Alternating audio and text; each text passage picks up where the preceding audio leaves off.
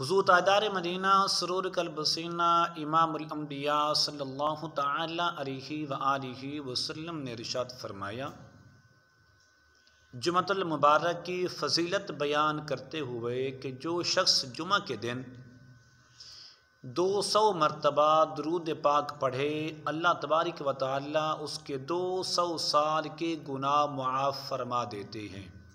عمل مختصر ہے لیکن اس کا اجر، اس کا ثواب بہت زیادہ ہے۔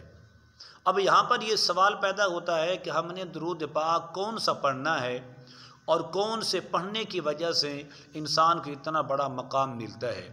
القول البدیع صفحہ نمبر 277 کے حوالے سے ایک بات عرض کر دوں کہ جو شخص صلی اللہ علی محمد اتنا درود پاک ہے ایک بار پڑھتا ہے تو اللہ تبارک و تعالی اس کے لیے 70 رحمت کے دروازے کھول دیتے ہیں۔